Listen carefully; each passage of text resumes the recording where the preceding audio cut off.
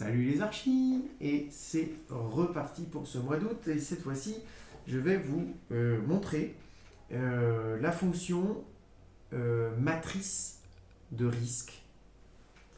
Je pense que je vais tout reprendre depuis le début. Nous avions, pareil, elle existe depuis un moment sur le tableau de bord, mais on s'en sert pas, parce que elle marchait en parallèle avec le tableau 80 et son propre tableau. Ça marche pas. Bon. J'ai réussi à faire en sorte... j'ai rajouté des colonnes sur le tableau 80, on va pas, c'est aussi con que ça en fait. Mais du coup, toutes les données qui permettent de construire cette matrice de risque, on peut les gérer directement depuis le tableau 80. Voilà. Donc ça, c'est carrément top, parce que vous allez pouvoir documenter l'intégralité, vous allez pouvoir illustrer et documenter. Donc illustrer, c'est par l'image que vous avez là. Je vais réexpliquer la façon de lire ce graphique. Vous allez pouvoir illustrer le nombre de points de vigilance et expliquer leur gravité ou pas. Et puis surtout, vous allez pouvoir faire de la gestion de risque. Et la gestion de risque, c'est pas juste j'y ai pensé en fait. Il y a vraiment une culture de la gestion de risque. D'ailleurs, je vais vous raconter plein de trucs, mais je vous invite à aller sur le web et taper gestion de risque et vous allez découvrir le DMR. Voilà, le dispositif de maîtrise du risque. Alors, c'est l'œuf ou la poule. Donc je vais commencer par la poule. Oui, mais c'était quoi l'œuf? Ah bah oui, mais ça, je ne vous le dirai pas. Donc, au bout du tableau, là je viens de faire CTRL flèche de droite.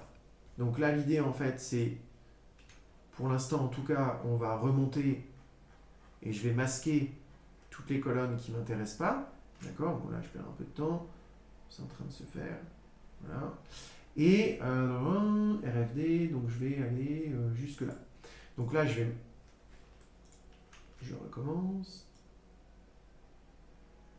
Je vais pas tout à fait au bout. Je prends toutes les colonnes intermédiaires, clic droit sur les lettres et masquer. Donc là, qu'est-ce que j'ai fait? J'ai simplement rapproché localisation, topic et item de l'affichage de gestion de risque, tout simplement.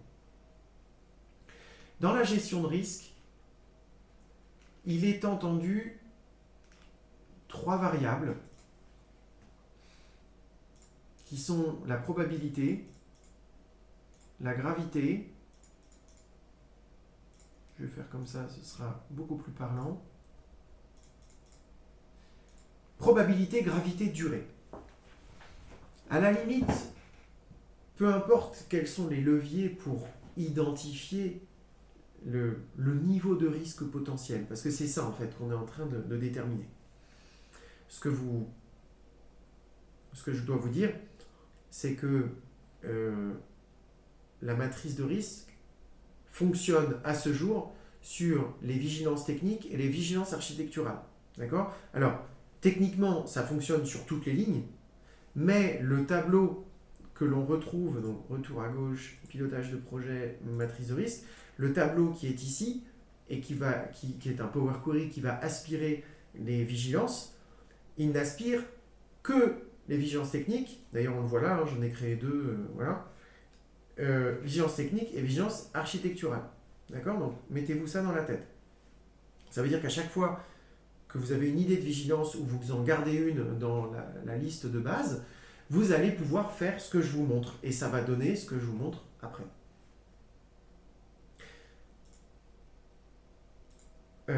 Données chantier. Donc, je crée une vigilance technique, je crée une vigilance architecturale, et immédiatement, sans chercher à découvrir les autres colonnes, je vais dire, bon, est-ce que vraiment ça doit arriver? Est-ce que vraiment ça peut arriver? Alors, improbable, peu probable, probable, très probable. Pour les plus curieux d'entre vous, le simple fait de mettre un truc ici, ça met un chiffre là. D'accord? Ensuite, est-ce que si ça arrive, est-ce que c'est grave? Voilà. Est-ce que c'est la stabilité de l'appartement, de l'immeuble qui est mis en jeu? Ou est-ce que ça va, quoi, on va changer la couleur et puis on se détend, quoi. D'accord? Est-ce que c'est grave? Voilà. Est-ce que c'est grave? Bon. Ensuite, la durée. Si cela arrive, est-ce que ça va impacter mon chantier? D'ailleurs, ce n'est pas forcément que le chantier. Ça peut être aussi des vigilances techniques ou architecturales pendant les études. Par exemple, pour un permis de construire.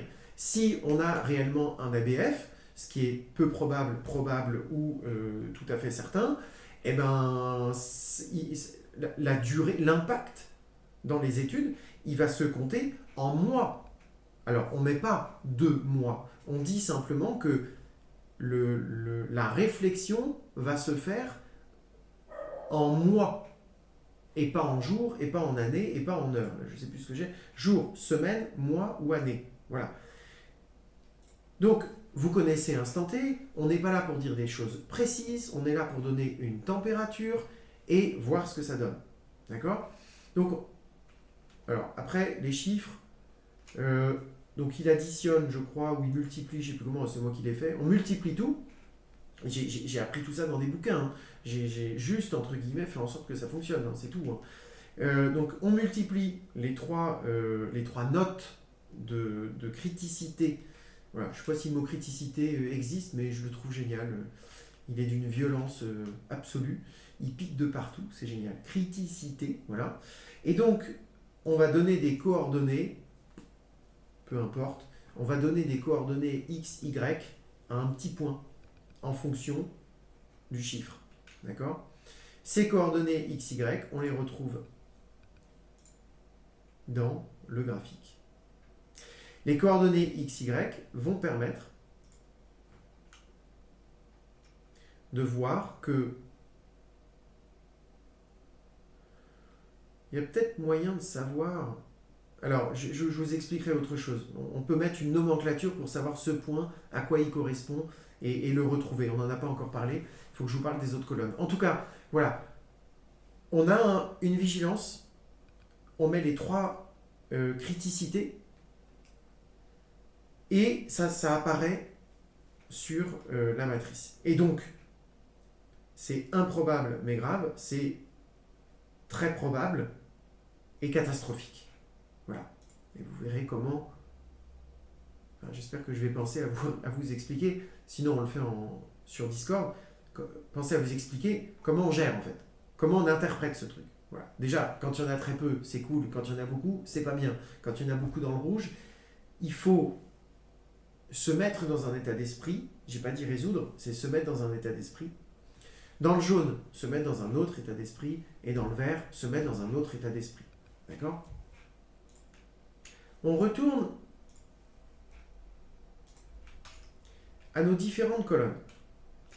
On parle de DMR, d'accord? Dispositif de maîtrise du risque. Déjà, première étape, c'est de l'identifier. Identifier un risque.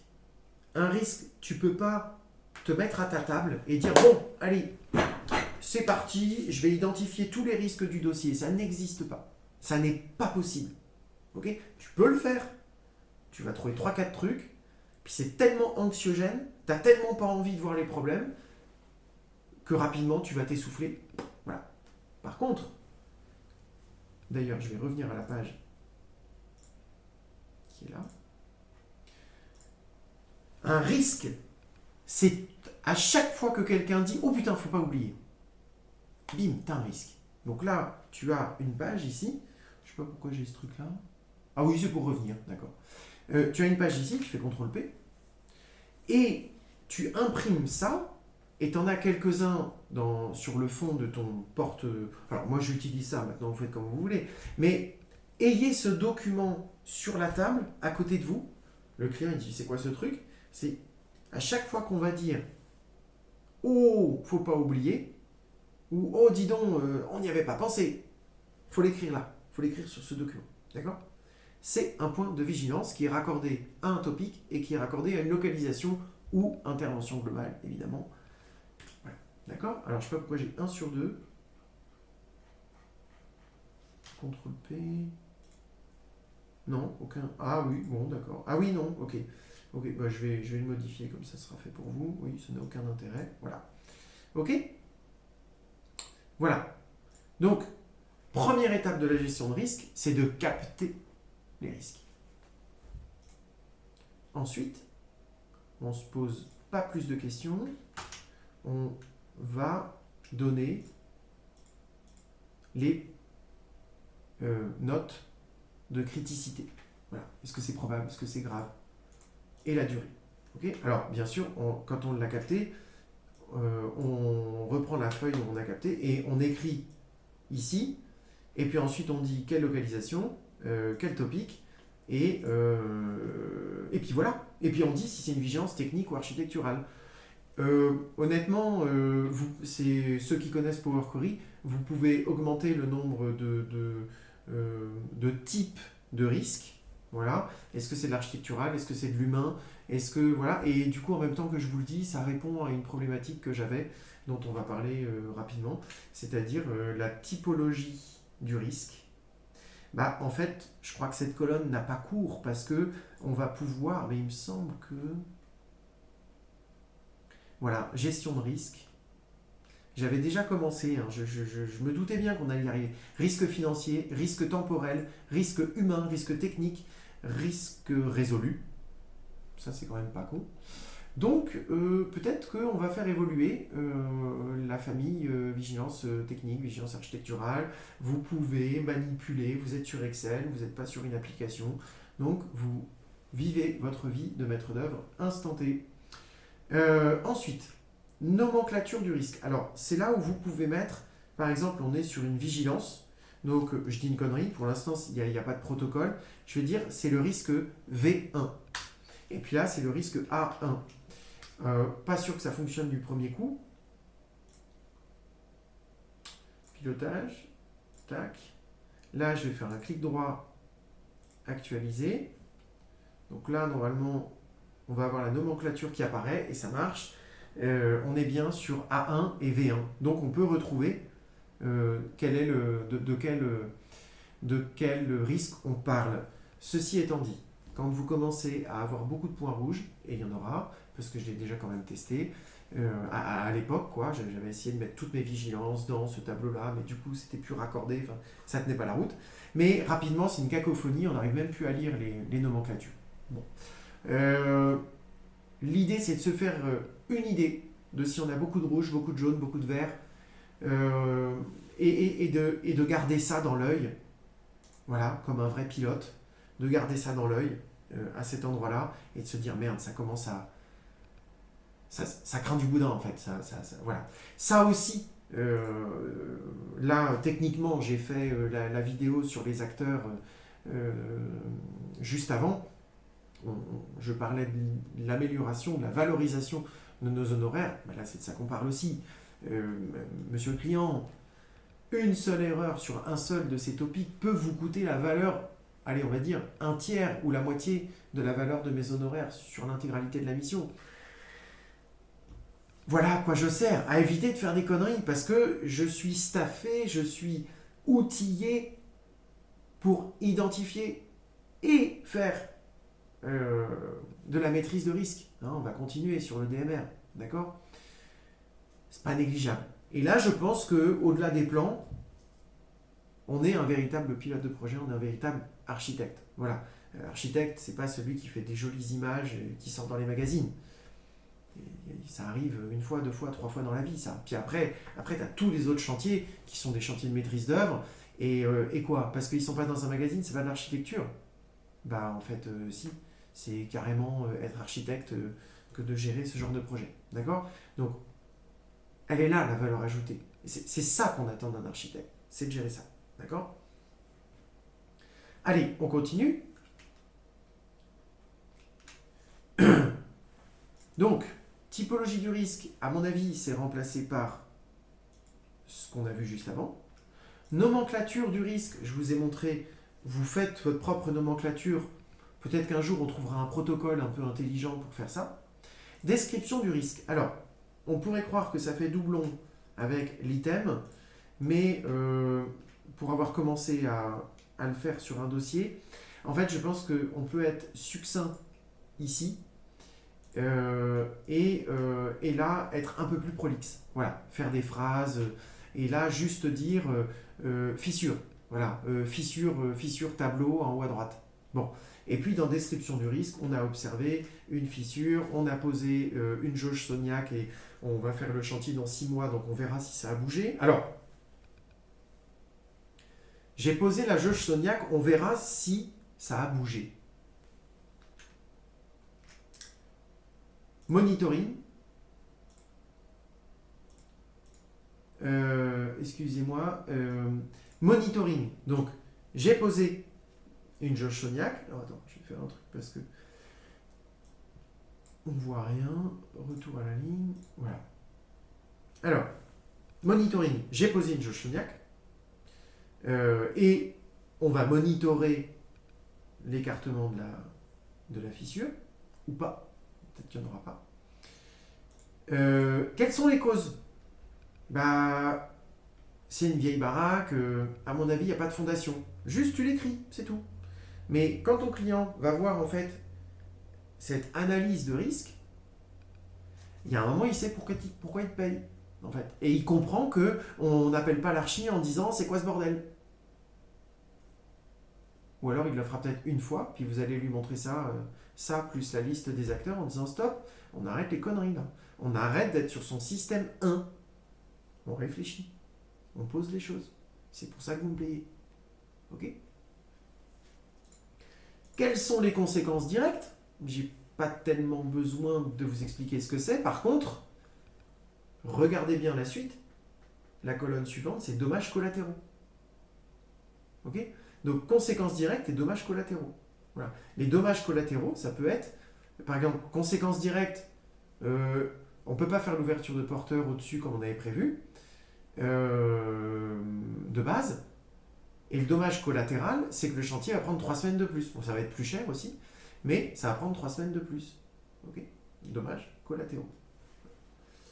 Alors, dispositif de maîtrise du risque, plus ça va, plus je me rends compte que j'ai fait une colonne comme ça, mais en réalité, le dispositif de maîtrise du risque, il est là. D'accord? Voilà. Donc je pense que cette colonne, elle est amenée à disparaître. Je pense que ça va par rapport à tout ce que je vous ai raconté. On retourne ici. Donc on a effectivement nos risques qui sont identifiés. Alors celui-là, il ne marche plus parce qu'il était lié à l'ancien tableau. Donc on pourra refaire un segment. C'est vraiment rien du tout. Alors, comment est-ce qu'on lit la matrice? Bah le rouge dans ta gueule. Je crois que là, le message, il est clair. Voilà. Donc, évidemment, hein, tout ça, c'est pas net. Hein. Mais bon, quand c'est dans le rouge, bah, ça s'apparente aux classes 3, quoi. Donc, c'est un risque qui est très probable, qui est catastrophique, qui est probable et grave. Vous voyez, hein, le probable et grave, il arrive ici. Catastrophe est peu probable. Bon, mais ce serait quand même une catastrophe, donc voilà. Et improbable, bon, bah, effectivement, c'est ça. Mais les rouges, en gros, tu vas te les prendre. C'est pas. Tiens, j'ai suivi un cours de MMA, truc de combat, machin, voilà. Et en fait, le gars, c'est un mec voilà, qui est pas mal, et qui a un certain niveau. Et en fait, j'ai adoré, il nous a donné pas mal de petites phrases comme ça, de punchline. Les coups qui font les plus mal, c'est ceux qu'on ne voit pas venir. Dispositif de maîtrise du risque. Je sais que ça arrive. Voilà. Par contre, quand ça te tombe sur la tronche et que tu t'y attendais pas et que tu es en veille de vacances, alors il y en aura toujours, hein, faut pas rêver. Mais au moins tu voilà, t'as capitalisé. Voilà. Et ben, c'est très dur. Voilà. Et effectivement, être toujours face à l'adversaire, bon là je parle de, j'arrive pas à retrouver son nom, Arnaud, bref, toujours être face, toujours être face, toujours être face. Voilà. Vous êtes pilote, Vous n'êtes pas passager. Voilà. Donc on regarde son tableau de bord. Ok. Qu'est-ce qui doit arriver? Ouais, d'accord. Ok. Donc moi j'ai tout ça dans le rouge. Bon. Donc le rouge, il t'arrive dessus, mais tu le vois venir. Le jaune, je vais faire le vert. Le vert, c'est... Il n'y a pas grand-chose à dire. Voilà. Là où ça va être intéressant, c'est de documenter quand même. Même si ça n'a pas beaucoup de chances d'arriver, même si c'est pas grave, mettez-le. Parce que si ça arrive, ça va encore vous arriver à 17h30 un vendredi soir, ça fait chier quoi. Voilà. Donc même si c'est pas grave, même si c'est peu probable, mettez-le. Alors, les pires, c'est les jaunes. Parce qu'en fait, on se focalise sur les rouges. On se dit que les verts, si ça arrive, ça arrivera. Et du coup, les jaunes, ils passent à l'as. Voilà. Donc les jaunes, c'est typiquement... Enfin, la phrase les coups qui font les plus mal, c'est ceux qu'on ne voit pas venir. Elle est tout à fait adaptée à la couleur jaune. Voilà. Que dire de plus? La même chose que pour les rouges, sauf que les enjeux sont moindres. C'est la même chose que pour les rouges. Voilà. Sauf qu'ils ont plus de chances d'arriver que les verts, et s'ils arrivent, ils sont un peu plus casse-pieds. Voilà. Voilà. Donc c'est pas une science exacte, c'est une température. Comment est-ce qu'on traite maintenant un risque? Là, c'est marqué là, tout simplement. Éviter le risque par des mesures préventives. Je vais mettre des étais, je vais mettre des agrafes, je vais tenter de joindre l'ABF en amont du dépôt de permis. Je vais assurer le coup avec le showroom pour être sûr de pouvoir commander ces pièces-là qui sont, ces références-là qui sont en fin de série. Vous voyez, c'est con, hein, mais tu connais bien le gars du showroom. Le gars du showroom, il te dit attention parce que là, moi, j'en ai plus beaucoup et on les fabrique plus. Eh ben, mesure préventive. Cause probable, alors cause probable, c'est l'usine a fermé ou alors c'est un truc qui se fait plus. Conséquences directes, le client va être super déçu. Dommages collatéraux, on va prendre un temps fou pour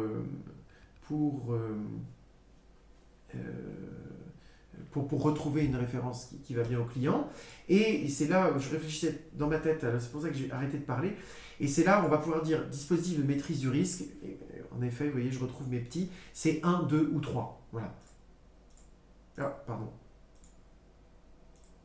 Donc c'est le 1, le 2 ou le 3. D'accord? Donc j'évite le risque en demandant au client de tout de suite commander ce truc-là, et on vérifie avec le client que c'est bien ça qu'il veut et tout, les conséquences, les interactions entre les topics et tout, c'est bon, voilà. On a évité le risque par des mesures préventives.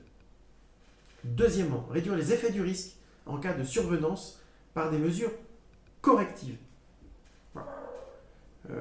On va, je sais pas d'exemple précis, mais en gros, il y a les étais, mais les étais, ça ne va pas résoudre un problème structurel. Bref, je pense que voilà, voilà. Alors, la troisième, c'est celle qui me plaît le plus, c'est transférer le risque sur un tiers, par assurance ou par clarification des responsabilités. Alors oui, par assurance, je ne me souviens plus exactement. Par contre, clarification des responsabilités, ça c'est très intéressant. Ça veut dire, ok, il y a un risque, d'accord. Maintenant, qui? J'y avais pas pensé, mais on fait le lien avec, et je vous invite à regarder la vidéo, on fait le lien avec la liste des acteurs. Sur ce risque-là, qui va être impacté? On fait la liste et on prévient tout le monde. Et s'il y a un couillon qui ne prend pas en compte, ça va lui retomber sur le coin de la tronche. C'est pas que je veux me dédouaner, que je veux me déresponsabiliser, c'est juste que moi j'ai identifié le risque, j'ai descendu les infos, Et peut-être que j'en fais partie aussi, hein, que moi aussi, je peux activer des choses ou être attentif à ce risque-là. Mais attention, tous les acteurs connectés à ce risque sont prévenus. J'ai... Voilà. Et c'est pas parce qu'il y en a un qui va s'en occuper que l'autre ne doit pas s'en occuper. D'accord? Il faut que ça communique sur ce risque. Voilà. On ne peut pas être parfait, on peut pas... L'architecte ne peut pas résoudre tous les risques, c'est pas possible, d'accord? Par contre, là où on peut lui tomber sur le coin de la tronche, c'est parce qu'il ne les aura pas signalés ou identifiés. Et là, bah, voilà. Bah écoutez, je pense que j'ai... Alors, on va faire ça parce que... Voilà, il faudra peut-être que je fasse une modification directement dans le Power Query, mais ça n'a aucune raison d'apparaître en euros, évidemment. Euh, Bon, bref. Je pense que vous en savez largement assez sur cette fonctionnalité et je vous donne rendez-vous sur Discord avec grand plaisir. À bientôt.